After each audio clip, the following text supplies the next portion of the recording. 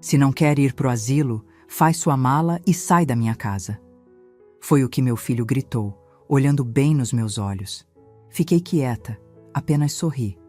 Dobrei minhas roupas com calma, guardei minhas fotos antigas e fechei a mala. 1 hora depois, uma limusine parou na porta. Quando ele abriu e viu quem tinha vindo me buscar, o sorriso dele simplesmente desapareceu. Sabe aquele momento em que o chão some debaixo dos seus pés? Quando você olha para alguém que carregou no colo, amamentou, ensinou a andar e não reconhece mais quem está na sua frente? Foi exatamente isso que senti quando meu filho Rodrigo me expulsou da casa dele. Não, deixa eu reformular. Da minha casa. Porque aquela propriedade foi comprada com o dinheiro que eu juntei costurando vestidos de noiva durante 32 anos. Cada ponto daquelas rendas carregava meu suor. Cada bordado pagou um tijolo daquela construção. Mas naquele domingo de março, às 3 da tarde, nada disso importava mais. Eu estava na cozinha lavando a louça do almoço, como sempre fazia, porque a sogra entende melhor dessas coisas, segundo Fabiana, minha nora. O vestido florido que eu usava estava molhado na frente. Minhas mãos, ásperas de tanto trabalho, tremiam segurando a esponja. Rodrigo entrou na cozinha com aquela cara fechada que eu conhecia bem. Aquela expressão que ele fazia quando criança e tinha tomado uma bronca do pai. Só que meu Alberto já se foi há 13 anos. E o homem de 42 anos parado na minha frente não era mais aquele menino assustado. Mãe, a gente precisa conversar. Sequei as mãos no pano de prato bordado. Presente da minha comadre Vilma. Virei para ele com um sorriso cansado. Fala, meu filho. Aconteceu alguma coisa? Fabiana apareceu na porta. Unha feita, cabelo escovado, aquele batom vermelho que ela sempre usava.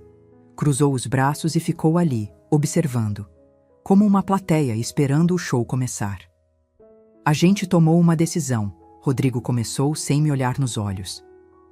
A casa tá pequena demais. Pietro e Alice precisam de mais espaço. E...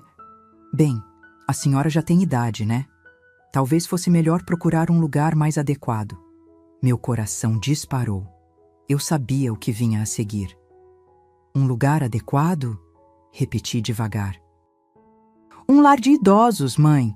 Tem uns muito bons aqui na região. A senhora vai ter companhia, atividades, enfermeiras. Asilo. A palavra saiu da minha boca como um tiro. Você está querendo me mandar para um asilo. O silêncio que se seguiu foi denso como chumbo. Fabiana mexia no celular, fingindo estar ocupada. Rodrigo finalmente me encarou, e havia algo nos olhos dele que eu nunca tinha visto antes. Frieza. Não é asilo, mãe. É uma residência assistida. A diferença é que você quer me jogar fora. Minha voz não tremeu. Não ia dar esse gosto para eles. Foi aí que ele explodiu. Então vai embora, vai! Se não quer ir pro asilo, faz sua mala e sai da minha casa. O grito dele ecoou pela cozinha. Ricocheteou nas paredes que eu pintei. Atravessou o corredor onde eu coloquei os quadros. Subiu pelas escadas que eu limpei todo santo dia durante 3 anos. Fabiana sorriu. Um sorriso pequeno, discreto, que ela tentou esconder atrás da mão. Mas eu vi. E foi nesse exato momento que algo dentro de mim se rompeu. Não foi meu coração. Esse já estava em pedaços. Foi algo mais profundo. Foi a última corda que me prendia à ilusão de que eu ainda tinha uma família. Respirei fundo. Olhei para meu filho, aquele homem que eu não reconhecia mais, e fiz algo que ele nunca esperava. Eu sorri. Tudo bem, Rodrigo. Vou fazer minha mala. A expressão dele mudou. Confusão. Talvez até um pouco de medo. Ele esperava lágrimas, súplicas, um escândalo. Não aquela calma assustadora. Subi as escadas pela última vez. Entrei no quartinho dos fundos onde eu dormia. Sim, o menor cômodo da casa. Aquele que mais parecia um depósito. Peguei minha mala velha de couro, a mesma que usei quando me mudei para lá há 3 anos. Dobrei minha roupa com cuidado. Cada blusa, cada saia, cada lenço que eu mesma havia costurado. Peguei a caixinha de mogno com as fotos antigas. Eu e Alberto no dia do casamento, Rodrigo bebê no meu colo, minha mãe no quintal da casa onde cresci. Não chorei, nem uma lágrima. 1 hora depois, eu desci com minha mala. Rodrigo estava na sala, sentado no sofá que eu comprei. Fabiana ao lado dele, aquela expressão vitoriosa estampada no rosto. Foi quando tocaram a campainha. Rodrigo se levantou, irritado, e abriu a porta. E o rosto dele... eu nunca vou esquecer aquela expressão. Uma limusine preta, reluzente, estava estacionada na frente da casa. O motorista de terno segurava a porta traseira aberta. E de dentro do carro saiu um homem de 70 e poucos anos, terno azul marinho impecável, cabelos grisalhos penteados para trás. Henrique Montenegro, o sócio do meu falecido marido, o dono da Montenegro Incorporações, o homem mais rico do bairro, e ele estava ali, por mim. Rodrigo ficou paralisado na porta, a boca entreaberta. Fabiana se levantou do sofá, pálida. Henrique entrou sem pedir licença, passou direto por Rodrigo como se ele fosse invisível e veio até mim. Marta, ele disse, com aquele sorriso gentil que eu conhecia desde os 25 anos. Está pronta? Peguei minha mala. Olhei para Rodrigo uma última vez. Obrigada por tudo, meu filho.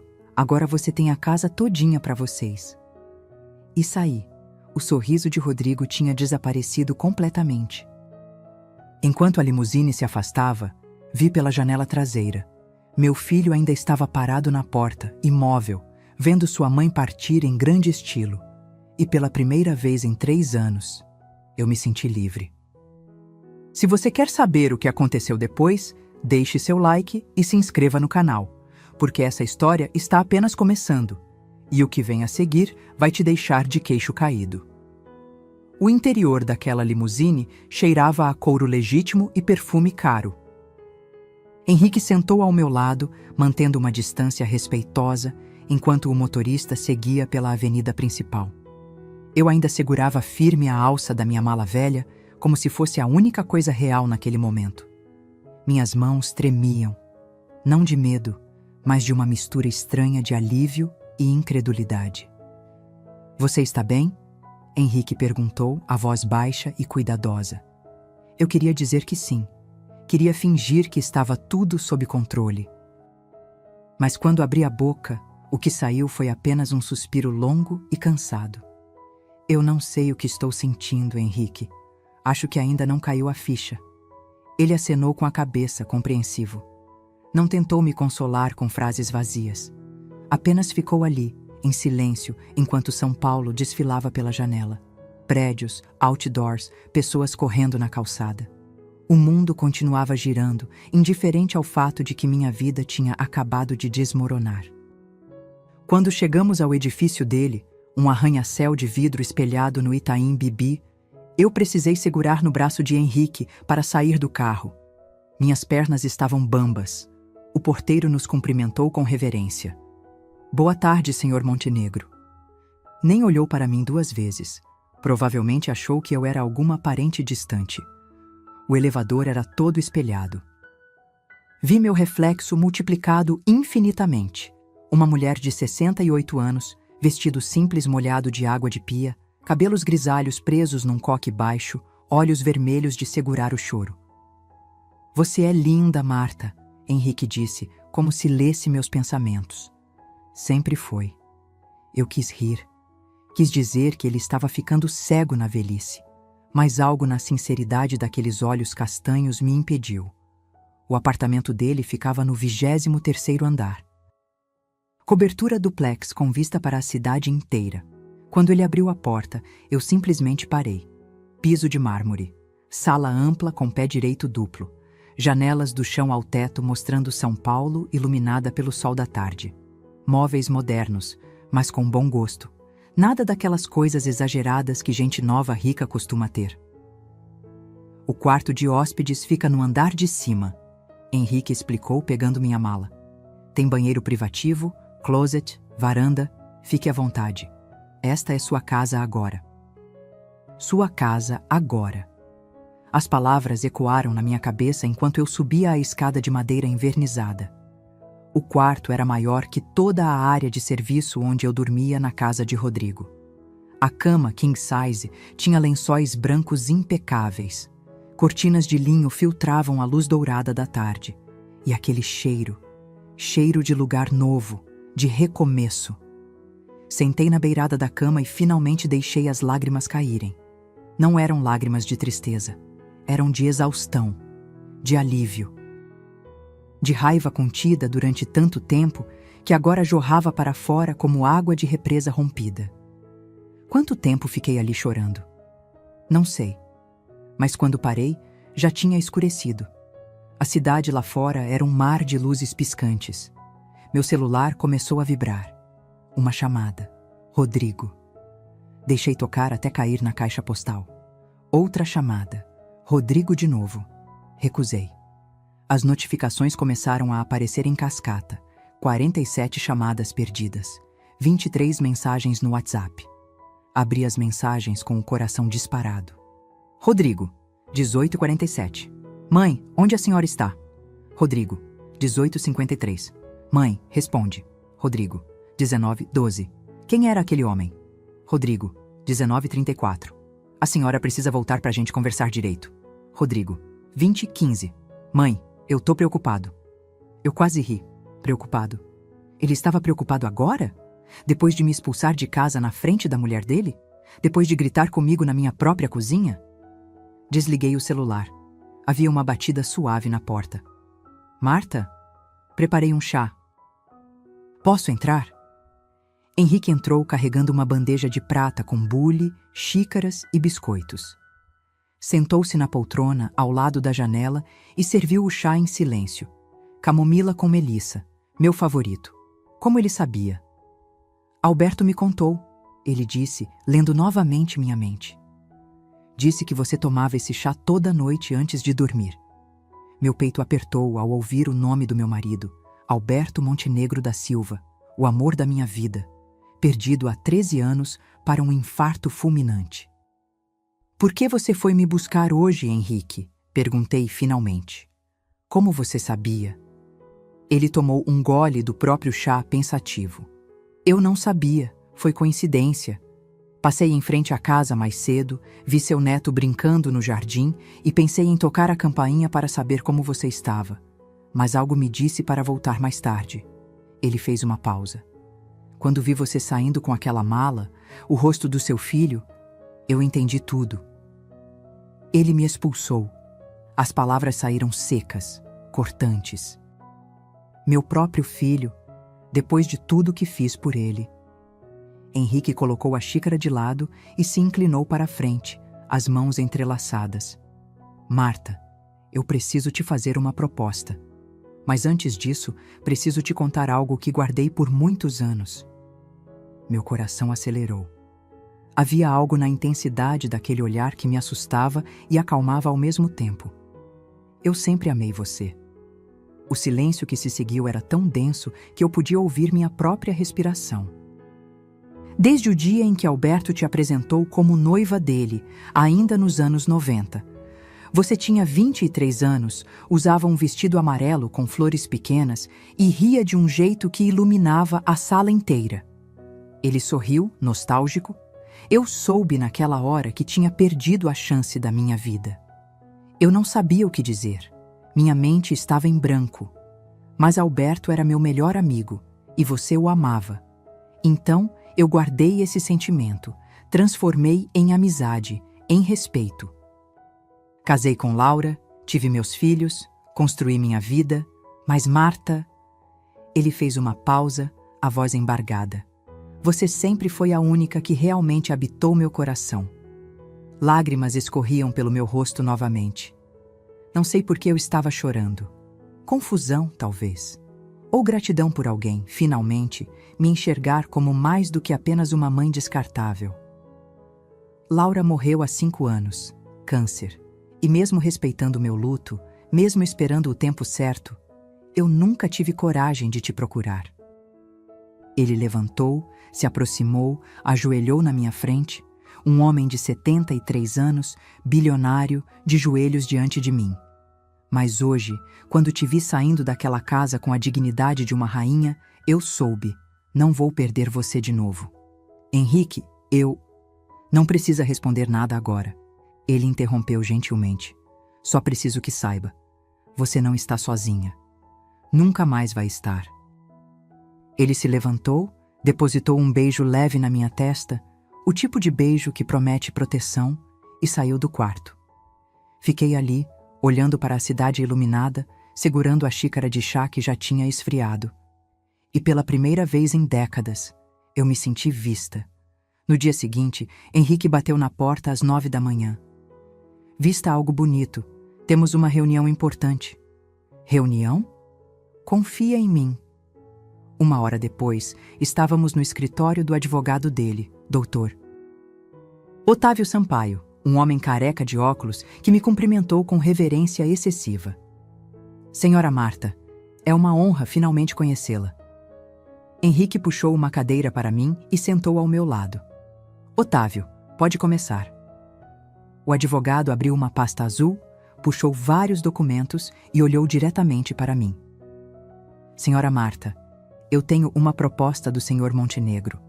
Ele gostaria de torná-la sócia minoritária de 3 empreendimentos da Montenegro Incorporações. Isso representaria uma renda mensal estimada entre 80 a 120 mil reais, dependendo dos resultados trimestrais. Eu pisquei. 1 vez, 2, 3. Como é que é?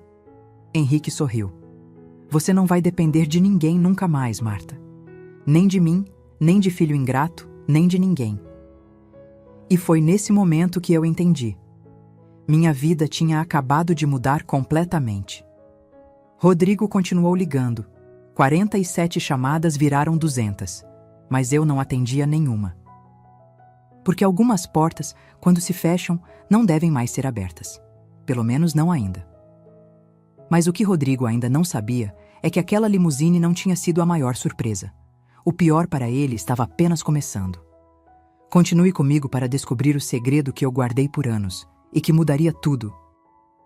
Sabe aquela sensação de acordar num lugar estranho e demorar alguns segundos para lembrar onde você está? Foi exatamente isso que senti naquela primeira manhã na cobertura de Henrique. Abri os olhos e vi o teto alto, as cortinas de linho balançando suavemente com a brisa que entrava pela janela entreaberta. Por um momento, achei que estava sonhando, mas não estava. Levantei devagar, os joelhos estalando. A idade não perdoa, e caminhei até a varanda. Lá de cima, São Paulo parecia outra cidade. Limpa, organizada, bonita até, tão diferente da vista que eu tinha do quartinho dos fundos na casa de Rodrigo, o muro cinza do vizinho e a caixa d'água enferrujada. Foi aí que bateu, como uma onda fria que te derruba sem avisar. Eu tinha ignorado tanta coisa, tanto sinal, tantas pequenas crueldades que fui engolindo uma atrás da outra, como se fossem remédios amargos necessários para manter a paz. Sentei na cadeira de balanço da varanda e deixei as memórias virem. 3 anos atrás, quando vendi meu apartamento. Era um lugar pequeno, mas era meu. 2 quartos no Tatuapé, comprado com o dinheiro das costuras. Cada metro quadrado daquele imóvel tinha sido conquistado com agulha e linha. Rodrigo apareceu numa tarde de sábado, Fabiana a tiracolo, com aquela conversa macia. Mãe, a gente estava pensando... A senhora não fica muito sozinha aí? E se acontece alguma coisa? A senhora já tem idade, né? Idade. Essa palavra que eles usavam como se fosse uma sentença de morte. Eu tô bem, meu filho. Tenho minhas amigas, minha rotina. Mas não seria melhor morar com a gente? Fabiana interrompeu sorrindo. A casa é grande, os meninos adoram a avó e a gente cuida da senhora. Cuida. Que palavra bonita, que mentira bem embalada. E tem outra coisa, Rodrigo continuou, coçando a nuca. O mesmo gesto que fazia quando criança e queria alguma coisa. A gente está querendo abrir uma filial da loja. Mas está faltando capital inicial. Se a senhora vendesse o apartamento, podia investir com a gente. Seria tipo uma sociedade familiar. 180 mil reais. Foi quanto saiu a venda do meu cantinho. 180 mil que viraram empréstimo temporário para o negócio do meu filho. É só até a empresa deslanchar, mãe. Aí a gente devolve com juros. Eu assinei a transferência, acreditando que estava investindo no futuro dele, no futuro da minha família. 3 anos se passaram. Nunca vi um centavo de volta. As lembranças continuaram desfilando, cada uma mais dolorosa que a anterior. O sumiço das joias da vovó Clarice. Eram 3 peças, um broche de pérolas, um anel de ouro com ametista e um colar de âmbar. Nada extravagante, mas tinha valor sentimental imenso.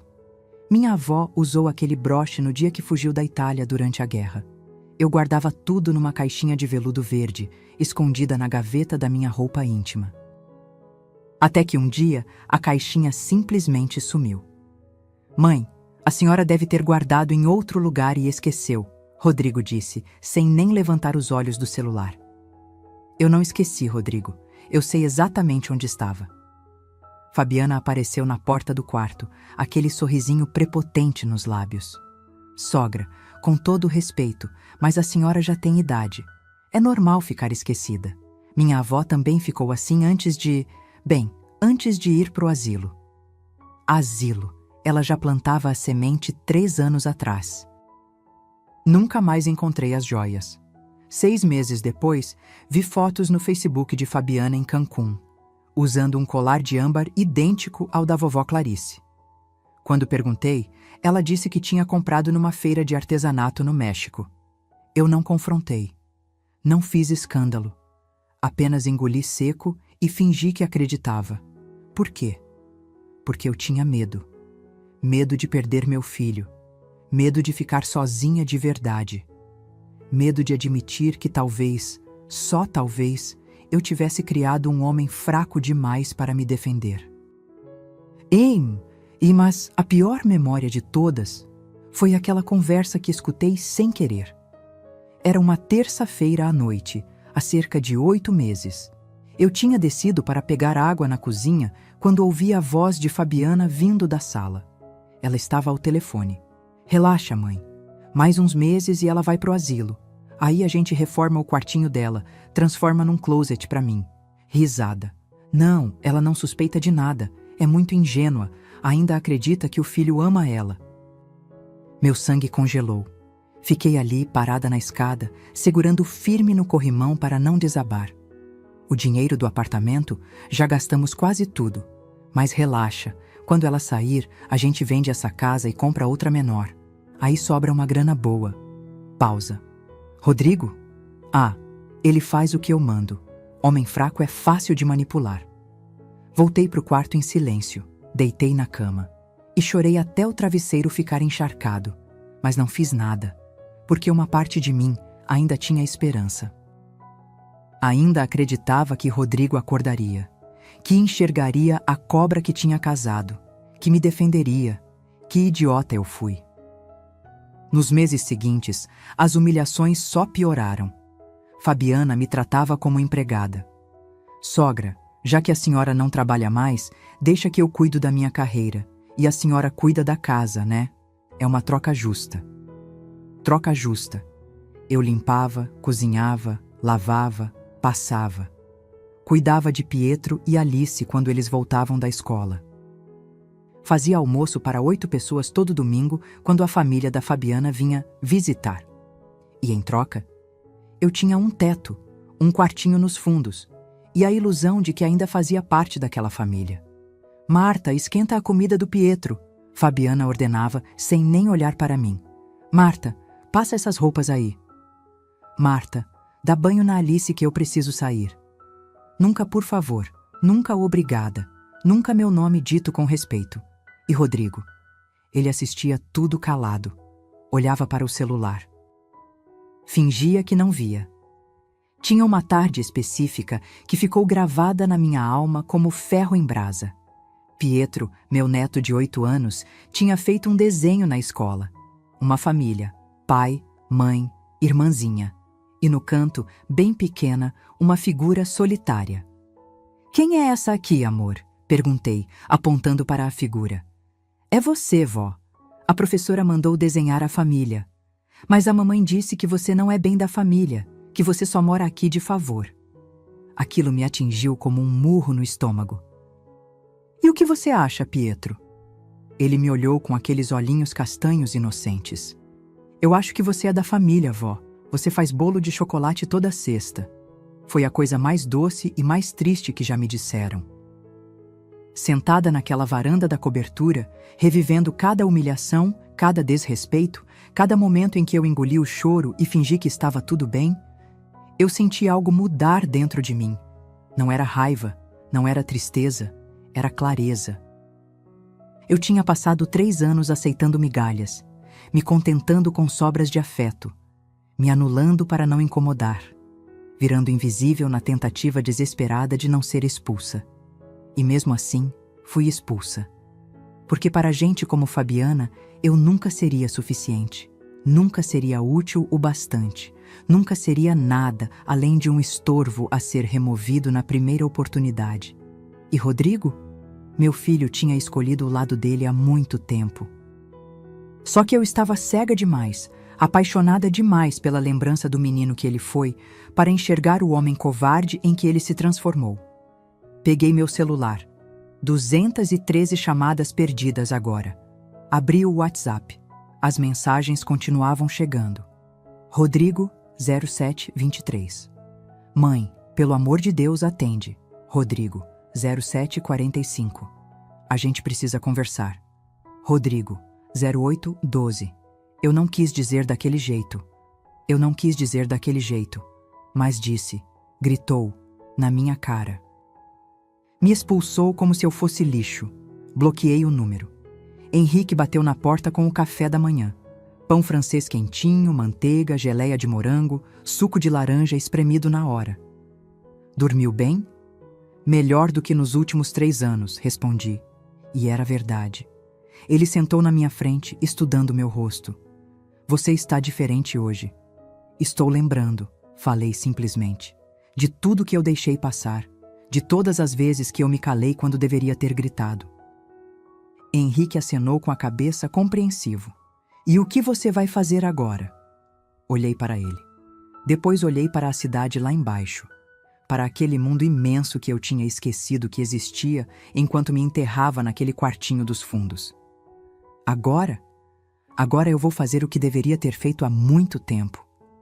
O quê? Eu sorri, e dessa vez não era um sorriso de dor. Era um sorriso de decisão. Vou me lembrar de quem eu sou. Acha, Ana. E quando você se lembra de quem realmente é, as pessoas que te subestimaram vão aprender uma lição que nunca esquecerão. Fique comigo, porque o que descobri a seguir mudou tudo. 2 dias depois, Henrique me levou até um prédio comercial no centro de São Paulo. Vidros espelhados, portaria com detector de metal, aquele cheiro de dinheiro e poder que só escritórios de advocacia caros têm. Confie em mim, ele disse, segurando minha mão enquanto entrávamos no elevador. 12º andar. A placa dourada na porta dizia Sampaio e Associados, Advocacia Empresarial. Dr. Otávio nos esperava numa sala de reuniões que parecia saída de filme americano. Mesa de mogno enorme, cadeiras de couro, estante cheia de livros jurídicos que provavelmente ninguém nunca abriu. Mas não era isso que prendia minha atenção. Era a pasta azul em cima da mesa. E o nome escrito nela, com letra caprichada. Alberto Montenegro da Silva, espólio. Meu coração disparou. Senhora Marta, sente-se, por favor. Dr. Otávio pediu, gesticulando para uma cadeira. Sentei devagar, as pernas bambas. Henrique se acomodou ao meu lado, a mão dele ainda segurando a minha. Aquele toque era a única coisa me mantendo grudada na realidade. O advogado abriu a pasta. Documentos, muitos documentos. Carimbos, assinaturas, selos oficiais. Antes de começar, preciso fazer uma pergunta. Dr. Otávio me encarou por cima dos óculos. A senhora sabia que seu falecido marido era sócio da Montenegro Participações? Sabia. Alberto e Henrique montaram a empresa juntos nos anos 90. E a senhora sabia que quando Alberto faleceu, a parte dele na sociedade deveria ser dividida entre os herdeiros legais? Sim, Rodrigo ficou com tudo, pelo menos foi o que ele me disse. Dr. Otávio e Henrique trocaram um olhar. Um daqueles olhares que te dizem que algo muito errado está prestes a ser revelado. Senhora Marta, o advogado puxou um documento específico. Seu filho mentiu. O mundo parou. Como assim? Alberto deixou testamento registrado em cartório. 40% das ações ficaram para você, 40% para Rodrigo e 20% para uma fundação de caridade que ele mantinha. Dr. Otávio deslizou o papel na minha direção. Está tudo aqui. Datado, assinado, reconhecido em cartório 3 meses antes do falecimento dele. Peguei o documento com mãos trêmulas. E lá estava, preto no branco, a assinatura do meu Alberto, a minha parte, 40%. Mas Rodrigo disse que o advogado explicou que, como eu não entendia de negócios, seria melhor tudo ficar no nome dele. Eu assinei uma procuração. A senhora assinou uma procuração para que ele administrasse sua parte, não para que ele se apropriasse dela, doutor. Otávio corrigiu, a voz firme. São coisas completamente diferentes. A senhora continuava sendo dona de 40%. Minha cabeça rodava. Informações demais, raiva demais, traição demais. Tem mais. Henrique interveio, a mandíbula travada. Há 2 anos, Rodrigo vendeu toda a participação para um grupo investidor. Ele negociou sozinho, falsificou sua assinatura nos documentos e embolsou todo o dinheiro. Quanto? Minha voz saiu num fio. Dr. Otávio consultou outro papel. A empresa foi avaliada em R$ 4.200.000. 40% disso dá R$ 1.680.000. Ele fez uma pausa. Mais correção monetária dos últimos 2 anos, mais juros, mais danos morais pela apropriação indevida. Estamos falando de aproximadamente R$ 2.300.000, que são seus por direito. 2,3 milhões. O quartinho dos fundos, as humilhações. Os pedidos de empresta só mais um pouquinho, mãe. A expulsão. Tudo enquanto ele tinha roubado milhões de mim. Eu quero processar, falei, e minha voz não tremeu nem um pouco. Quero cada centavo de volta, com juros, com correção, com tudo. Dr. Otávio sorriu. Era o sorriso de um tubarão que acabou de farejar sangue. Já preparei a petição inicial. Só preciso da sua autorização para protocolar. Peguei a caneta. Assinei meu nome em 3 vias diferentes. Cada rabisco era uma declaração de guerra.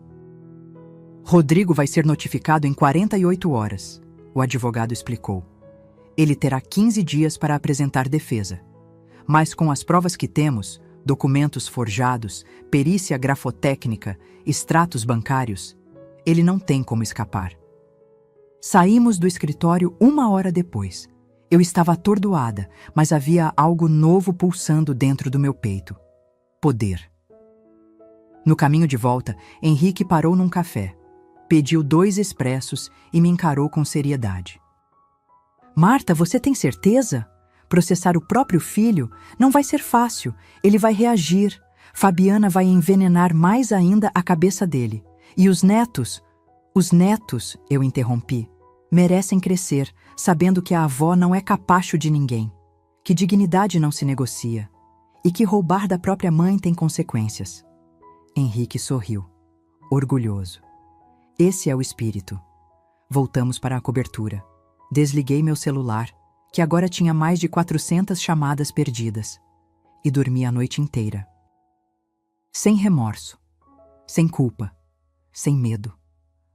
48 horas depois, o telefone fixo de Henrique tocou às 7 da manhã. Era Dr. Otávio. Ele foi notificado, e pela reação, acho que seu filho acabou de ter o pior dia da vida dele. Desliguei e olhei pela janela. São Paulo acordava devagar, o sol nascendo por trás dos prédios. E eu estava apenas começando. Rodrigo pensou que tinha sido esperto, que eu nunca descobriria. Mas sabe o que ele esqueceu? Que eu sou filha de imigrantes italianos.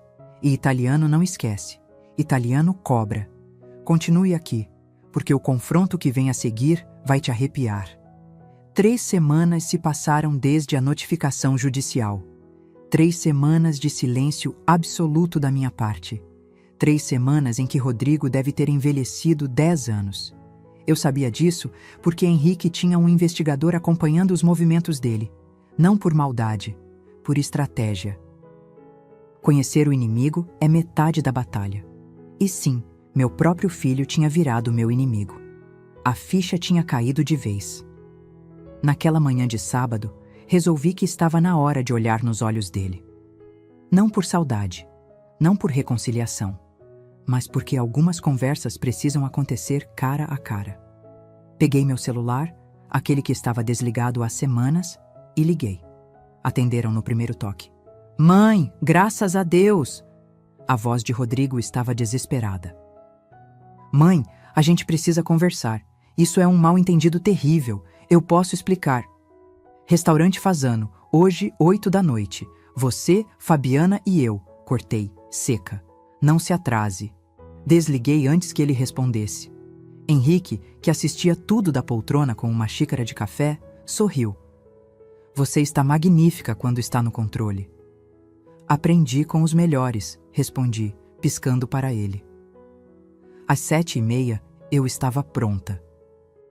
Vestido preto na altura dos joelhos, aquele que eu mesma tinha costurado há anos e nunca tinha tido coragem de usar. Sapatos de salto baixo discretos, cabelo solto nos ombros, as mechas grisalhas brilhando sob a luz. Um toque de batom vermelho escuro. Quando desci, Henrique ficou de pé boquiaberto. Marta, você está deslumbrante. Vingança se serve fria, Henrique, mas a gente pode se vestir bem para a ocasião. Chegamos ao Fazano às 8 em ponto. O restaurante era tudo o que eu imaginava. Lustres de cristal, mesas com toalhas brancas impecáveis, garçons de luva branca. O tipo de lugar onde uma refeição custa mais do que eu ganhava em uma semana de costura. Rodrigo e Fabiana já estavam lá, sentados numa mesa do canto, visivelmente desconfortáveis. Quando me viram entrar, as reações foram opostas. Rodrigo ficou pálido. Fabiana arregalou os olhos, a boca entreaberta, porque eu não era mais a velhinha de vestido florido molhado de pia. Eu era outra pessoa. Ou melhor, eu era eu de novo. Me aproximei devagar, sentindo todos os olhares do restaurante em mim. Ou talvez fosse paranoia, mas naquele momento eu me sentia uma rainha. Mãe! Rodrigo se levantou atrapalhado, tentando me abraçar. Desviei. Sentei na cadeira em frente aos dois, cruzei as pernas e acenei para o garçom. Uma taça de Bordeaux, por favor. Silêncio constrangedor. Fabiana mexia no guardanapo, nervosa. Rodrigo olhava para todos os lados, menos para mim. Vocês estão bonitos, comecei, fingindo naturalidade. Roupa nova, Fabiana? Esse vestido é Animale, não é? E esse relógio no seu pulso, Rodrigo? É um Tag Heuer? Lindo. Rodrigo engoliu seco. Mãe, sobre o processo. Ah, o processo, eu interrompi sorrindo. Vamos falar sobre isso mesmo. Mas antes... Abri a bolsa e tirei um envelope pardo. Coloquei em cima da mesa, bem no centro. Queria mostrar uma coisa para vocês. Fabiana olhou para o envelope como se fosse uma bomba. O que é isso? Ela perguntou, a voz fina. Abra e veja. Rodrigo pegou o envelope com mãos trêmulas. Abriu, e o rosto dele perdeu toda a cor que ainda restava. Eram cópias. Cópias dos documentos forjados, da assinatura falsificada, dos extratos bancários mostrando a entrada de R$ 1.680.000 na conta dele há 2 anos. Onde você conseguiu isso? Ele sussurrou. Seu pai era um homem prevenido, Rodrigo. Ele mantinha cópias de tudo em cofre. E quando morreu, Deixou uma chave comigo. Mentira. Mas eles não precisavam saber. Só nunca imaginei que um dia precisaria usar isso contra meu próprio filho. Mãe, eu posso explicar. Explica então. Minha voz estava calma, perigosamente calma. Explica por que falsificou minha assinatura. Explica por que roubou quase 2 milhões que eram meus. Explica por que me botou para dormir num quartinho de empregada enquanto gastava meu dinheiro em relógio suíço e restaurante caro. O garçom trouxe meu vinho. Tomei um gole longo, saboreando. Era a melhor coisa que eu tinha provado em anos. Fabiana tentou se recompor. Sogra, a gente não quis. Você. Virei para ela e o olhar que dei deve ter sido assustador, porque ela recuou na cadeira. Você não fala, você não tem direito de falar comigo. Você que roubou as joias da minha avó, que me tratou como empregada, que planejava me jogar num asilo para transformar meu quarto em closet. Ela empalideceu. Como você... Quem te disse isso? Paredes têm ouvidos, querida, e você fala alto demais ao telefone. Rodrigo enterrou o rosto nas mãos. Mãe, foi tudo culpa minha. Fabiana não tem nada a ver. Ah, então assume. Inclinei para a frente. Assume que desviou meu dinheiro? Que me expulsou da minha própria casa? Que gritou na minha cara como se eu fosse um cachorro? Lágrimas escorriam pelo rosto dele agora, mas eu não sentia pena. Não mais. Eu não sei o que aconteceu com você, Rodrigo. O menino que eu criei não existe mais. No lugar dele tem um homem covarde, manipulável, que escolheu dinheiro ao invés da própria mãe. Mãe, eu sinto muito. Sente? Eu ri. Uma risada amarga, sem alegria. Você sente porque foi descoberto. Porque agora tem processo na justiça. Porque agora vai ter que devolver cada centavo que roubou, com juros e correção. Me levantei, peguei minha bolsa. Sabe o que é engraçado? Eu vendi meu apartamento para investir no seu negócio. 180 mil reais que você nunca devolveu. E enquanto isso, estava sentado em cima de quase 2 milhões que eram meus. A empresa estava mal, mãe. Eu precisava. Minha voz subiu um tom. Algumas pessoas no restaurante olharam. Eu não me importei. Você precisava de um carro novo? De viagem para Cancún? De roupa de grife? Enquanto sua mãe lavava sua cueca e dormia num quartinho sem nem janela direito? Silêncio. Fabiana tinha lágrimas nos olhos também agora. Mas eram lágrimas de raiva, não de arrependimento. Seu advogado vai entrar em contato com o meu, falei, já me afastando da mesa. Ou você devolve o que é meu por bem, ou a justiça vai tirar de você por mal. E acredite, vai doer muito mais. Mãe, espera! Me virei uma última vez. Uma coisa, Rodrigo. Quando eu morrer, e vai demorar, porque agora eu tenho motivos para viver bastante, não apareça no meu velório. Não derrame lágrimas falsas. Não finja que foi um bom filho. Porque você teve a chance de ser. E jogou fora. Saí do restaurante de cabeça erguida. O motorista de Henrique me esperava na porta com o carro. Entrei. Respirei fundo. E só quando o carro começou a andar é que eu tremi. Que senti o peso daquele confronto. Que deixei uma lágrima solitária escorrer. Não de tristeza, de alívio. Porque finalmente, depois de tanto tempo, eu tinha dito tudo o que precisava dizer. Mas aquele jantar foi só o começo. Porque quando Fabiana percebeu que estava perdendo tudo, ela mostrou quem realmente era. E a armadilha que ela preparou quase me destruiu. Fica comigo. O pior ainda estava por vir. Depois daquele jantar, achei que finalmente poderia respirar. Que o pior tinha passado. Que agora era só esperar a justiça fazer seu trabalho. Como eu estava enganada. Uma semana depois, Henrique entrou no meu quarto com uma expressão que eu nunca tinha visto no rosto dele. Uma mistura de raiva e nojo. Marta, precisamos conversar. Meu estômago embrulhou. Aquele tom de voz nunca trazia boas notícias. Ele sentou na beirada da cama, segurava um envelope marrom. não olhava nos meus olhos. O investigador que contratei para acompanhar o caso, ele descobriu algumas coisas. Henrique fez uma pausa longa. Sobre Fabiana. O que ela fez agora? Ele abriu o envelope. Fotos, várias fotos. Fabiana entrando num hotel. Fabiana saindo de um apartamento. Fabiana aos beijos com um homem que definitivamente não era Rodrigo. Um homem mais novo, musculoso, cabelo raspado, camisa regata apertada, aquele tipo que passa o dia na academia tirando selfie. Quem é esse? Perguntei, embora já soubesse a resposta. Júlio César Tavares, 32 anos, personal trainer. Trabalha numa academia em Moema. Henrique passou mais fotos. Eles se encontram há pelo menos um ano, 2, 3 vezes por semana, sempre no mesmo motel na Marginal. Senti uma onda de satisfação perversa. Então a Santinha tinha segredos também. Tem mais, Henrique continuou, agora mostrando extratos bancários. Lembra das joias da sua avó que sumiram? Foram vendidas numa joalheria no centro, R$ 23 mil. O dinheiro entrou numa conta conjunta que Fabiana mantém secretamente com esse Júlio. 23 mil. As joias da vovó Clarice, vendidas para bancar caso extraconjugal. E tem isso. Ele me entregou o último documento. Passagens aéreas para Cancún, março do ano passado. Fabiana Cristina Mendes e Júlio César Tavares. 7 dias. Hotel 5 estrelas. Tudo pago com cartão de crédito da conta dela e do Rodrigo. Então era verdade.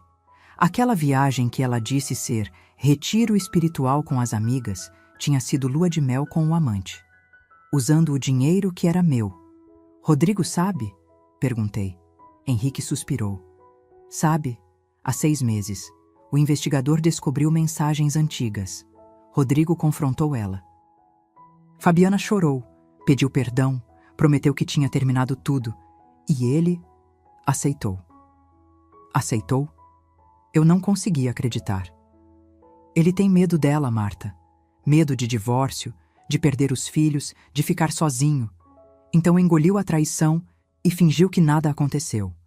Me levantei, fui até a janela. Lá embaixo, São Paulo fervilhava indiferente aos dramas particulares das pessoas. Meu filho tinha virado um homem patético. Um covarde que roubava a própria mãe, mas não tinha coragem de expulsar a mulher que o traía. Mostre isso para o Dr. Otávio, falei, decidida. Isso muda tudo no processo. Como assim? Fabiana manipulou meu filho, usou ele para ter acesso ao dinheiro da família. Vendeu minhas joias para bancar o amante. Isso não é só adultério, é estelionato, apropriação indébita. Virei para Henrique. Eu quero ela na cadeia. Henrique sorriu. Aquele sorriso de tubarão de novo. Já estou providenciando. Há 2 dias depois, toquei a campainha da casa, da minha antiga casa. Fabiana abriu a porta, o rosto contraído numa careta de ódio mal disfarçado. O que você quer? Conversar com meu filho, sozinha. Ela ia protestar, mas Rodrigo apareceu atrás dela, abatido, olheiras profundas. Deixa ela entrar, Fabiana. Entrei naquela casa como se fosse a primeira vez. Tudo estava igual. Os móveis, os quadros, até o cheiro de lavanda do aromatizador. Mas parecia um lugar completamente estranho agora. Rodrigo me levou até o escritório. Fechou a porta. Ficamos ali, parados, nos encarando. Meu filho tinha emagrecido. O rosto estava encovado, a postura curvada. Parecia ter envelhecido 10 anos em 1 mês. Mãe, eu sei da Fabiana e do Júlio. Soltei, sem rodeios. Ele congelou. A boca abriu, fechou, abriu de novo. Nenhum som saiu. Sei que ela te traiu. Sei que você descobriu e não fez nada. Sei que ela vendeu as joias da vovó Clarice para pagar viagem com o amante. Me aproximei dele. E sabe o que mais eu sei? Que você é um covarde. Mãe, não é assim tão simples. É sim. Minha voz explodiu. É exatamente assim. Você escolheu essa mulher ao invés de mim. Ela te manipulou, te usou, te traiu. E mesmo assim, você preferiu me expulsar de casa do que botar ela na rua. Rodrigo começou a chorar. Soluços altos, desesperados. Eu tenho medo, mãe. Medo de perder os meninos. Medo de ficar sozinho. Medo de não conseguir sobreviver sem ela. E foi nesse momento que eu entendi. Meu filho não era apenas covarde. Ele estava doente. Preso num ciclo de abuso emocional que nem ele mesmo conseguia enxergar. Fabiana tinha destruído ele por dentro. Tinha corroído sua autoestima até transformá-lo num fantoche. Parte de mim sentiu pena. Mas a outra parte, a maior parte, ainda estava machucada demais para perdoar. Rodrigo, olha para mim. Segurei o rosto dele com as 2 mãos, obrigando-o a me encarar. Você precisa escolher. Ou você acorda e vê que essa mulher está te destruindo, ou você perde tudo. A empresa, o dinheiro, os filhos e a mãe. Eu não quero perder você, mãe. Então mostra isso. Faz alguma coisa. Soltei ele, dei um passo atrás. Porque do jeito que está, você já me perdeu. Saí do escritório. Fabiana estava na sala, claramente tendo escutado tudo através da porta. Passei por ela sem dizer uma palavra. Mas antes de sair, virei. Ah, Fabiana, espero que tenha aproveitado bem aquelas viagens para Cancún, porque quando o juiz ver as provas que eu tenho, a única viagem que você vai fazer é para uma cela. O rosto dela ficou lívido, e eu saí, porta afora, sentindo algo que não sentia há muito tempo. Poder puro. Naquela noite, Dr. Otávio ligou. Marta, temos um problema. Meu coração afundou. Que tipo de problema? Fabiana entrou com pedido de medida protetiva contra você. Está alegando que se sente ameaçada, que você fez ameaças explícitas contra ela na frente de testemunhas. Ele fez uma pausa. E está pedindo restrição de contato com os netos, alegando que sua presença é prejudicial para as crianças. O mundo desabou de novo. Ela não pode fazer isso. Pode sim, e fez. A audiência é semana que vem. Desliguei o telefone com as mãos tremendo. Fabiana tinha jogado sujo. Muito sujo. E pela primeira vez desde que saí daquela casa, eu senti medo de verdade. Medo de perder Pietro e Alice. Medo de nunca mais vê-los. Medo de que, no final, a cobra venenosa vencesse. O Fabiana tinha declarado guerra. E quando se mexe com os netos de uma avó italiana, ela esqueceu que todo veneno tem antídoto. O que eu fiz a seguir virou completamente o jogo. Continue aqui, porque ninguém ameaça meus netos e sai impune. Aquela semana foi a pior desde que tudo começou. Pior que a expulsão. Pior que descobrir o roubo. Pior que tudo, porque mexeram com meus netos. Eu podia aguentar humilhação, traição, roubo. Mas tirar Pietro e Alice de mim? Isso era cruzar uma linha que não tinha volta. Passei 3 noites sem dormir, sentada na varanda, olhando a cidade, pensando nos meus netinhos. Pietro com aquele sorriso banguela. Alice me chamando de Vovó Martinha. As tardes de sábado fazendo bolo de chocolate juntos. Tudo isso ia ser arrancado de mim por causa de uma mentira. Na manhã da audiência, vesti meu melhor conjunto, blazer azul marinho, calça social, cabelo preso num coque elegante. Precisava parecer respeitável, controlada. Não a bruxa perigosa que Fabiana estava pintando. Dr. Otávio me buscou às 8. No carro, ele revisou a estratégia. Mantenha a calma, não reaja às provocações. Deixe que eu conduza tudo. Ele me olhou sério. E Marta, prepare-se. Fabiana vai mentir. Muito. O fórum era um prédio antigo no centro, cheirando a mofo e papel velho. Corredores apertados, gente por todo lado. Advogados de terno conversando em grupos, famílias inteiras esperando nas cadeiras de plástico. E lá, no final do corredor, estavam eles. Fabiana, vestida de forma recatada, saia até o joelho, blusa fechada até o pescoço, maquiagem leve, cabelo preso, sem brincos chamativos. A imagem perfeita da mãe de família preocupada. Rodrigo ao lado dela, olhando para o chão. Não levantou os olhos quando passei. Entramos na sala da audiência. Pequena, claustrofóbica. A juíza era uma mulher de uns 50 anos, cabelos curtos, expressão severa. Bom dia. Audiência de medida protetiva, processo número... Ela leu os números burocráticos enquanto meu coração martelava no peito. O advogado de Fabiana, um homem gordo de terno amassado, começou. Meritíssima, minha cliente vive em constante estado de terror desde que a requerida senhora Marta proferiu ameaças diretas contra ela. Ele abriu uma pasta.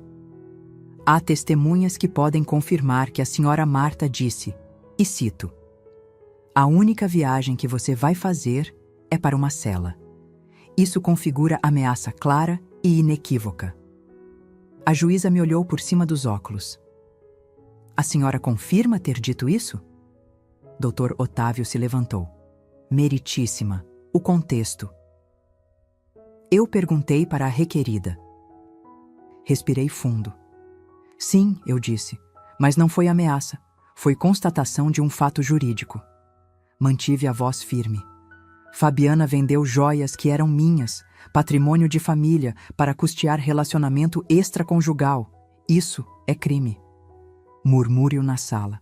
Fabiana ficou vermelha. Mentira! Ela gritou se levantando. Ela está inventando isso porque quer me destruir. Silêncio! A juíza bateu o martelo. Sente-se, senhora Fabiana. Aqui quem faz as perguntas sou eu. O advogado dela continuou. Meritíssima, além das ameaças, há a questão do bem-estar das crianças. Pietro, de 8 anos, e Alice, de 5, estão sendo expostos a um ambiente de conflito intenso. A avó aparece sem avisar, faz acusações graves contra a mãe deles, gera instabilidade emocional. Eu só fui lá uma vez, explodi, não aguentando mais. Uma vez em 1 mês, para falar com meu filho. A juíza ergueu a mão. Senhora Marta, contenha-se. Ela virou para o advogado. Continue. As crianças estão tendo pesadelos, Excelência. Pietro chorou na escola dizendo que a avó e a mãe estão brigando e ele não quer perder nenhuma das duas. Alice está fazendo xixi na cama de novo, algo que não acontecia há 2 anos. O homem fez uma pausa dramática. Pedimos, portanto, a proibição de contato entre a avó e os menores até que esse conflito familiar seja resolvido judicialmente. Senti minha alma sendo arrancada do corpo. Não ver meus netos, não poder abraçá-los. Não fazer bolo de chocolate aos sábados. As lágrimas vieram. Não consegui segurar. Dr. Otávio levantou rápido. Excelência, isso é uma manobra clara. A requerente está usando os netos como arma contra a avó num processo maior que envolve milhões de reais. Ele puxou documentos. Temos aqui provas de que Fabiana desviou dinheiro, vendeu bens da família, mantém relacionamento extraconjugal bancado com recursos apropriados indevidamente. Isso não está em julgamento aqui. A juíza cortou. Estamos tratando apenas da medida protetiva. Mas está tudo conectado, Dr. Otávio insistiu. Ela está manipulando a situação para... Doutor, eu entendi seu ponto. A juíza folheou os papéis. Ficou em silêncio por um tempo que pareceu eterno. Vou deferir parcialmente o pedido. Meu mundo desabou. A senhora Marta fica proibida de se aproximar da residência da família. No entanto, ela me olhou. As visitas aos netos ficam mantidas, desde que supervisionadas e em local neutro, 1 vez por semana. Não era o que eu queria, mas não era o pior cenário. Fabiana, no entanto, tinha uma expressão de vitória no rosto. Para ela, qualquer restrição já era uma conquista. Saímos do fórum. Eu estava arrasada. Henrique me esperava na frente com o carro. Assim que me viu, correu e me abraçou. E ali, na calçada suja daquele fórum velho, eu desmoronei. Chorei como não chorava desde que Alberto morreu. Chorei pela injustiça, pela maldade gratuita, por ver meu filho parado naquela sala, omisso, enquanto a mulher dele tentava me destruir. Ela ganhou! Solucei no ombro de Henrique. Ela conseguiu me afastar deles. Não ganhou nada, ele sussurrou no meu ouvido. Isso foi só uma batalha, Marta. A guerra ainda não acabou. Naquela noite, não consegui comer. Não consegui conversar. Fiquei apenas sentada na varanda, olhando o vazio. Henrique tentou me animar. Trouxe chá, coberta, colocou música suave. Nada funcionava. Às 10 da noite, ele sentou ao meu lado. Marta, olha para mim. Virei o rosto e ele viu meus olhos inchados, vermelhos. Essa mulher não sabe com quem ela mexeu. Henrique segurou minha mão. Ela te subestimou. Achou que você ia desistir, que ia se encolher e aceitar. Ele sorriu. Mas ela esqueceu uma coisa. O quê? Que você é a mulher mais forte que eu já conheci. Que já enfrentou coisa muito pior que uma nora manipuladora. Que criou um filho sozinha, trabalhou décadas sem parar, perdeu o marido e não quebrou. Ele apertou minha mão. Então não vai ser agora que você vai deixar ela vencer. Algo dentro de mim se remexeu. Uma brasa quase apagada que começou a brilhar de novo. O que você sugere? Henrique se levantou, foi até o escritório, voltou com uma pasta. Sugiro que a gente pare de jogar na defensiva e comece a atacar. Abri a pasta. Mais documentos, mais provas, mas essas eram diferentes. Eram sobre a empresa de Rodrigo, balanços financeiros, dívidas, contratos. A empresa do seu filho está falindo, Marta. Má administração, gastos excessivos, investimentos errados. Henrique apontou para números vermelhos. Em 6 meses, ele vai estar com dívida de mais de R$500 mil. Como você sabe disso? Ele sorriu. Porque eu comprei essas dívidas, discretamente, através de empresas terceiras. Henrique me encarou. Agora, oficialmente, eu sou o maior credor do seu filho. Posso pedir falência da empresa dele a qualquer momento. Processei a informação devagar. Você fez isso por mim? Fiz isso porque ele merece. E porque agora, Marta... Ele sorriu. Agora você tem o poder de decidir o futuro dele. Olhei para aqueles documentos, para os números, para o destino do meu filho literalmente nas minhas mãos. E pela primeira vez em dias, eu sorri de novo. Fabiana tinha jogado sujo. Mas ela esqueceu que eu aprendi a jogar também. E quando a avó italiana joga, ela joga para ganhar. Fabiana achou que tinha me destruído naquela audiência, mas ela não sabia que eu estava apenas juntando as peças. O cheque-mate estava vindo, e seria devastador. Fique aqui. O que vem agora vai mudar tudo. Acordei no dia seguinte com uma clareza que não sentia há semanas. Não era raiva, não era desespero. Era algo muito mais perigoso. Era estratégia.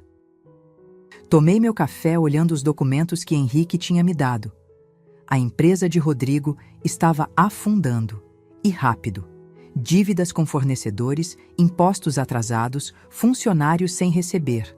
Um desastre financeiro completo. E agora, através de empresas laranjas, Henrique controlava a maior parte dessas dívidas. R$520 mil, para ser exata. Mas havia algo que me incomodava naqueles papéis. Algo que não batia. Liguei para Dr. Otávio. Preciso de um contador forense. O melhor que você conhece. Para quê? Quero investigar cada centavo que entrou e saiu da empresa do meu filho nos últimos 3 anos. Cada nota fiscal, cada transferência, cada pagamento. Silêncio do outro lado. Marta, você está procurando o que exatamente? Provas, de quem realmente afundou aquela empresa. Dr. Otávio entendeu na hora. Deixa comigo. Em 1 semana, você tem o relatório completo. Enquanto isso, fiz algo que nunca pensei que faria. Contratei um detetive particular. Não o mesmo que Henrique usava. Esse era especializado em outra coisa. Vigilância infantil. Quero saber como meus netos estão sendo tratados. Expliquei para o homem, um sujeito de uns 40 anos, discreto, eficiente. Rotina escolar, alimentação, se estão sendo negligenciados de alguma forma. A senhora suspeita de maus tratos? Suspeito de negligência emocional. A mãe deles está mais preocupada com amante e dinheiro do que com as próprias crianças. Ele acenou, anotando tudo num caderninho surrado. Em 10 dias tenho um relatório completo. Uma semana depois, Dr. Otávio apareceu na cobertura com uma pasta grossa. O rosto dele estava tenso, mas havia um brilho vitorioso nos olhos. Senta, Marta. Você precisa ver isso. Abriu a pasta. Planilhas, gráficos, documentos destacados com marca-texto amarelo. Seu filho não é um ladrão, ele começou. Rodrigo é incompetente, sim. Fez investimentos ruins, confiou nas pessoas erradas, mas o dinheiro dele foi desviado sistematicamente por uma pessoa só. Meu coração acelerou. Fabiana. Exato. Ele apontou para os números. Nos últimos 3 anos, R$340 mil sumiram da empresa. Saques não justificados, transferências para contas fantasmas, pagamentos a fornecedores inexistentes. Dr. Otávio virou a página. Rastreamos tudo. O dinheiro foi parar em 3 lugares. Conta conjunta dela com o Júlio, investimentos em nome da mãe dela e compra de um apartamento em Guarujá que ninguém sabia que existia. R$340 mil. Fabiana não tinha apenas traído meu filho. Ela tinha destruído ele financeiramente, sistematicamente, durante anos. Tem mais. Dr. Otávio puxou outro documento. Lembra das joias da sua avó? Vendidas por 23 mil? Mentira. Foram avaliadas em 58 mil. Fabiana embolsou a diferença através de uma transação fraudulenta com o dono da joalheria, que por acaso é primo dela. Eu estava tremendo, de raiva, de indignação, de uma satisfação sombria porque finalmente, eu tinha provas concretas. O que fazemos com isso? Perguntei. Dr. Otávio sorriu. Aquele sorriso de tubarão faminto. Agora a gente destrói ela. No dia seguinte, o detetive que investigava os netos trouxe o relatório dele. Pietro estava faltando aulas. 3 vezes na última semana, Fabiana simplesmente não o levou para a escola porque esqueceu. A criança estava comendo mal. Lanche da escola sempre esquecido em casa. Almoço era fast food comprado às pressas. Alice tinha voltado a fazer xixi na cama, mas não por causa de mim, como Fabiana alegou no tribunal. Era porque a mãe dela gritava constantemente ao telefone, discutia com Rodrigo até altas horas, deixava as crianças largadas, vendo televisão enquanto trancava-se no quarto com o celular. O detetive tinha fotos, vídeos. Pietro sentado sozinho no portão da escola às 5 da tarde, esperando alguém buscar. Alice chorando no parquinho porque ninguém tinha colocado protetor solar nela e ela estava queimada. Negligência. Clara, documentada, inegável. Segurei aquelas fotos com as mãos tremendo. Meus bebês, meus netinhos, sofrendo enquanto aquela víbora fingia ser mãe exemplar no tribunal. Tenho o suficiente? Perguntei para Dr. Otávio, estendendo todos os documentos. Desvio de dinheiro, fraude, negligência infantil. Ele olhou tudo, folheou devagar, conferiu cada página. Quando levantou a cabeça, estava sorrindo. Marta, você não tem apenas o suficiente. Ele bateu na mesa com satisfação. Você tem um arsenal nuclear. Mas havia uma coisa que ainda me corroía por dentro. Rodrigo, meu filho, fraco, manipulado, destruído emocionalmente. Parte de mim queria vê-lo pagar por tudo que fez, mas outra parte, a parte que ainda era mãe, queria salvá-lo. Naquela noite, sentei com Henrique na varanda. Eu posso destruir os dois, comecei. Tenho provas de tudo. Posso processar Fabiana criminalmente, pedir a guarda dos netos, executar todas as dívidas do Rodrigo e deixar ele na miséria completa. Mas, Henrique conhecia meu tom de voz. Mas, ele ainda é meu filho. E no fundo, eu sei que ele é uma vítima também. Não das circunstâncias, das escolhas dele, sim, mas principalmente dela. Henrique segurou minha mão. Então, o que você quer fazer? Respirei fundo. A decisão estava tomada. Quero dar a ele uma última chance. Mas nos meus termos. Virei para Henrique.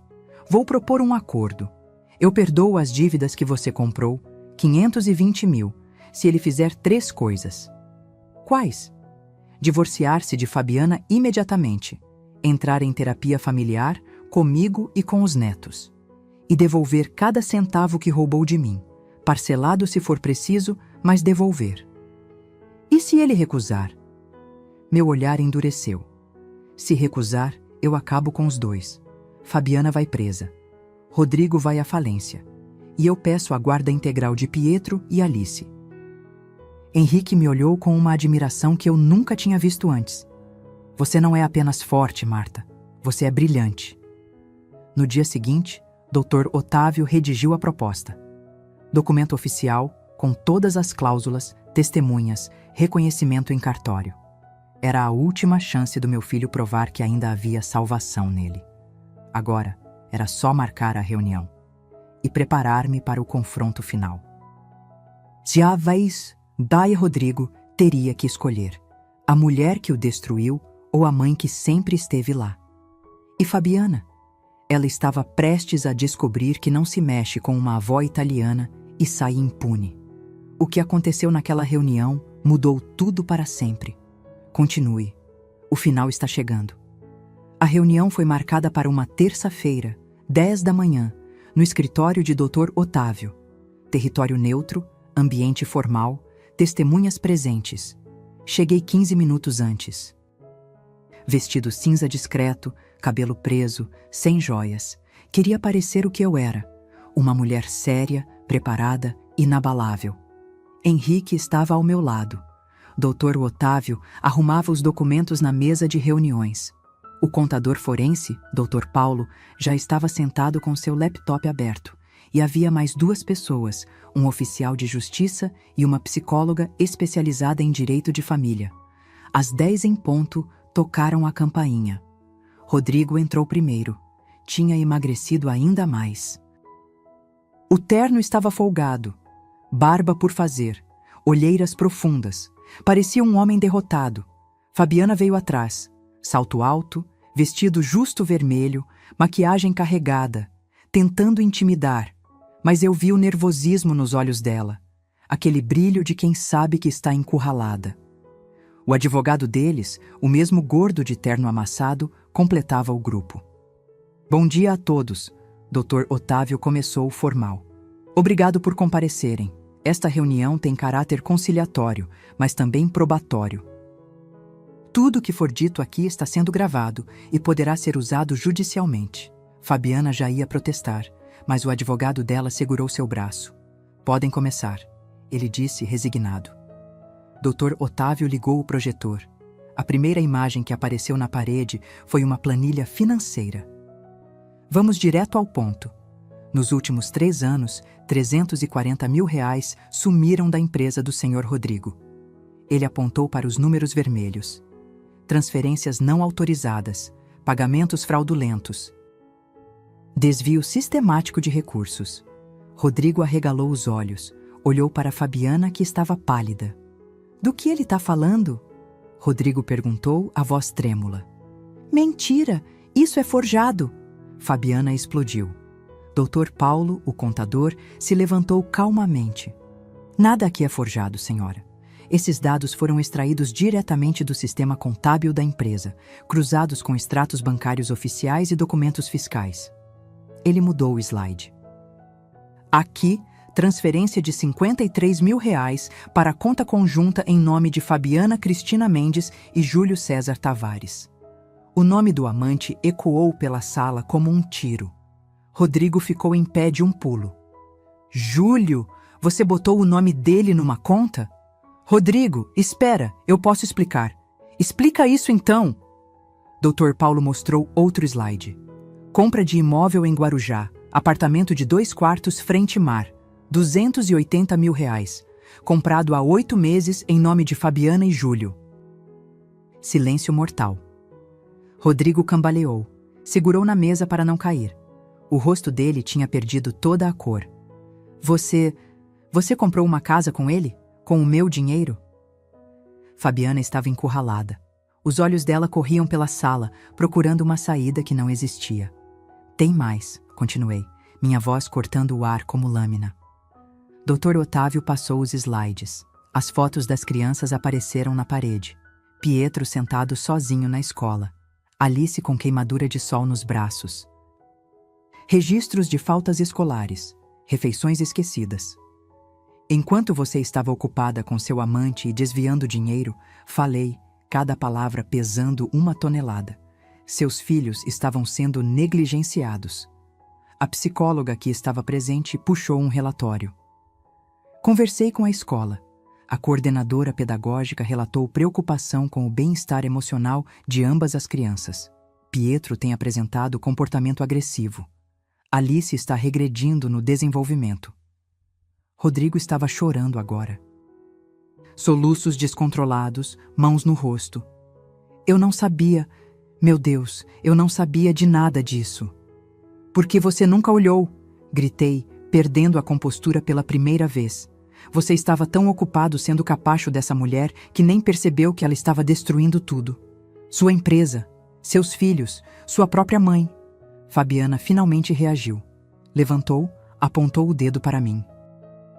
Você não passa de uma velha ressentida. Tá fazendo isso porque não aceita que seu filho cresceu e tem vida própria. Vida própria? Eu também me levantei. Você chama de vida própria roubar, trair, negligenciar crianças? Você é uma fraude, Fabiana. Uma mentirosa, golpista, mãe irresponsável. Chega! Dr. Otávio bateu na mesa. Sentem, as duas. Agora. Respirei fundo, me recompondo. Sentei. Fabiana continuou de pé, tremendo de raiva. Senta, Fabiana. O advogado dela sussurrou. Você tá piorando a situação. Ela sentou, mas os olhos dela atiravam punhais na minha direção. Dr. Otávio abriu a última pasta. Rodrigo, agora vou falar com você. Ele deslizou um documento. Sua empresa deve R$520 mil. Essas dívidas foram adquiridas pelo Sr. Henrique Montenegro, através de empresas terceiras. Ele pode pedir sua falência a qualquer momento. Rodrigo olhou para Henrique, depois para mim atordoado. Mas há uma proposta de acordo, Dr. Otávio continuou. Sua mãe está disposta a perdoar essa dívida, toda ela, mediante 3 condições. Passei o documento para Rodrigo.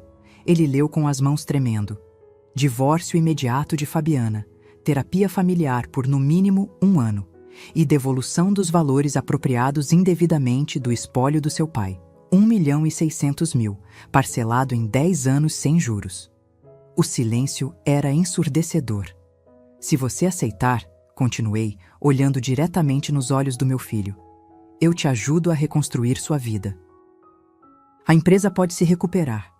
Você pode ter a guarda compartilhada dos meninos. Pode ser o pai que eles merecem. E se eu recusar? Ele sussurrou. Se recusar, eu acabo com você. Fabiana vai responder criminalmente por estelionato e apropriação indébita. Você vai à falência. E eu peço a guarda integral de Pietro e Alice, alegando negligência parental de ambos. Fabiana explodiu. Ele não vai assinar isso. Rodrigo, não assina. Ela tá blefando. Blefando. Dr. Otávio empurrou outro documento. Esse é o boletim de ocorrência já registrado contra você, Fabiana. Estelionato, falsidade ideológica, apropriação indébita. A denúncia vai para o Ministério Público hoje. Fabiana ficou branca como papel. Rodrigo estava olhando para o documento. Depois para mim. Depois para Fabiana. Rodrigo, não faz isso. Ela implorou, mudando o tom. Pensa nos meninos. Pensa na nossa família. Família? Rodrigo se virou para ela e havia algo diferente nos olhos dele. Raiva. Finalmente. Você destruiu minha família, roubou minha empresa, traiu meu filho com outro homem, comprou casa com ele e ainda tem coragem de falar em família? Ele pegou a caneta e assinou. Fabiana gritou. Literalmente gritou. Xingou, chorou, Tentou arrancar o papel da mão dele. O oficial de justiça teve que contê-la. Seu fraco, seu covarde. Você vai se arrepender disso. Já me arrependo, Rodrigo respondeu, a voz quebrada, mas firme. Me arrependo de ter levado 13 anos para ver quem você realmente é. Fabiana foi escoltada para fora, ainda gritando ameaças. Quando a porta fechou, o silêncio voltou. Rodrigo desabou na cadeira, enterrou o rosto nas mãos e chorou. E eu?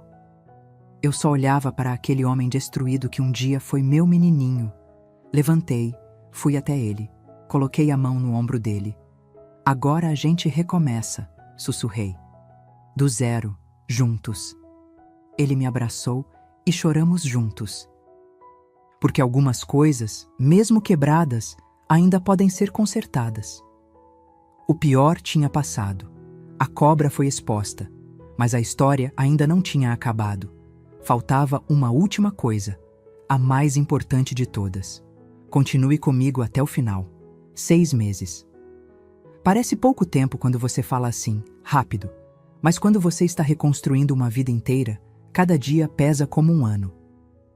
Estou aqui agora, sentada na varanda da cobertura, tomando meu café da manhã. O sol de setembro entra pelas janelas, aquecendo meu rosto. Lá embaixo, São Paulo acorda mais uma vez. O trânsito, a correria, a vida acontecendo. Mas aqui em cima, finalmente, a paz. Muito mudou nesses 6 meses. Deixa eu te contar. Fabiana está cumprindo pena alternativa. Não foi para a cadeia. O juiz considerou que era ré primária e permitiu que prestasse serviços comunitários. 200 horas limpando creches públicas. Perdeu tudo. O apartamento em Guarujá foi leiloado para pagar as indenizações. O amante Júlio desapareceu quando o dinheiro acabou. Engraçado como esses homens somem rápido, né? Ela tenta ligar para os filhos às vezes. Pietro atende, educado, mas distante. Alice ainda chora depois das ligações. Mas o psicólogo diz que isso vai melhorar com o tempo. Rodrigo. Ah, meu filho. Ele mora agora num apartamento de 2 quartos no Tatuapé. Modesto, simples, mas limpo e organizado. Conseguiu um emprego numa empresa de logística. Não é dono, não é gerente, é apenas funcionário. E sabe o que ele me disse semana passada? Mãe, pela primeira vez em anos, eu durmo em paz. Porque não tem mais cobrança de banco, não tem mais mentiras para sustentar, não tem mais cobra sussurrando veneno no ouvido dele. Ele tem a guarda compartilhada dos meninos. Toda terça e quinta dorme na casa deles. E todo sábado ele traz eles aqui. É sábado hoje. Olho para o relógio. 9h15. Eles devem chegar a qualquer momento. A campainha toca. Meu coração acelera. Toda vez é assim, como se fosse a primeira vez. Abro a porta. Vó Martinha. Alice se joga nos meus braços. Está maior, os cabelos mais compridos, aquele sorriso banguela porque perdeu os 2 dentes da frente. Pietro vem logo atrás, mais contido. Ele tem 8 anos agora. Acha que já é grande demais para abraços efusivos. Mas quando me vê, corre também. Vó, a gente trouxe os ingredientes. O pai deixou a gente escolher no mercado. Rodrigo está parado na porta, um saco de compras em cada mão. Engordou um pouco, finalmente. O rosto não está mais encovado. Há luz nos olhos dele. Bom dia, mãe. Bom dia, meu filho. Ele entra. Henrique aparece da cozinha, secando as mãos no pano de prato. E aí, campeões? Prontos para fazer o melhor bolo de chocolate de São Paulo?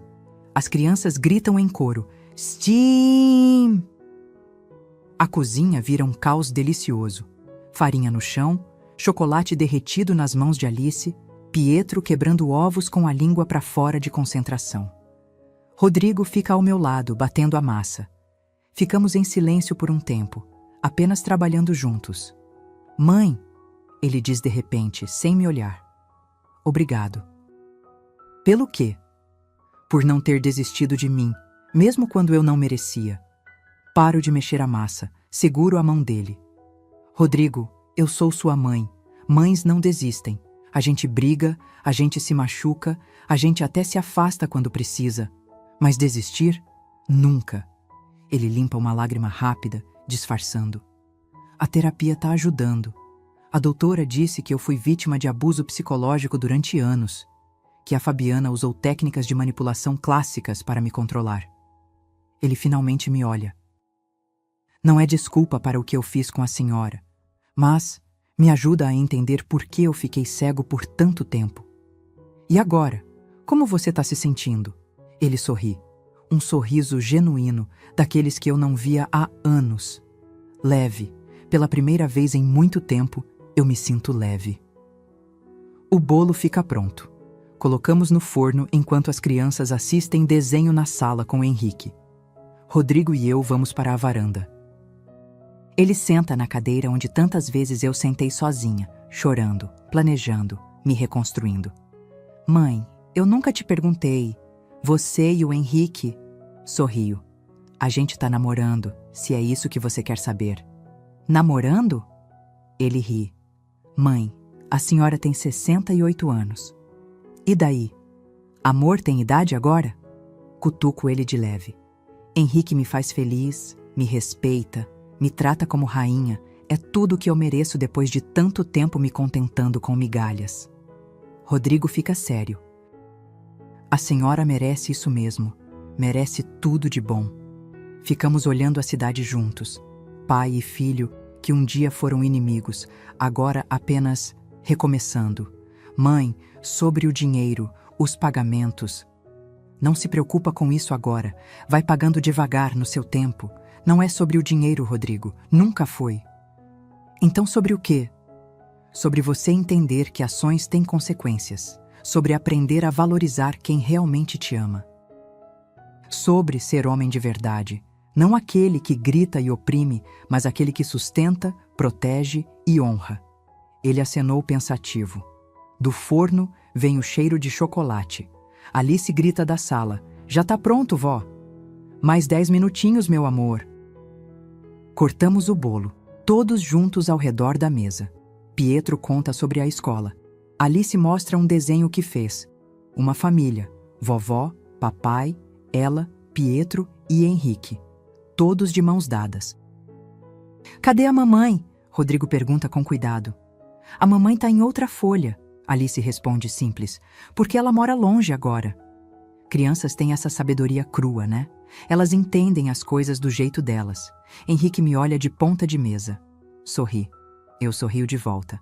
Depois que todos vão embora, Rodrigo levando as crianças para o parque, fico sozinha com Henrique na varanda de novo. Ele segura minha mão. Você conseguiu, Marta. Reconstruiu tudo. A gente conseguiu, corrijo. Eu não teria feito nada disso sozinha. Teria sim. Você é a mulher mais forte que eu conheço. Encosto a cabeça no ombro dele. O sol está se pondo, pintando o céu de laranja e rosa. Sabe o que eu aprendi com tudo isso? Falo devagar. O quê? Que a gente não precisa aceitar migalhas, que dignidade não se negocia, que mesmo quando a vida te quebra em 1000 pedaços, olho para ele. A gente sempre pode se reconstruir. E quando a gente se reconstrói com as próprias mãos, peça por peça, a gente não vira o que era antes. Vira o quê? Sorrio.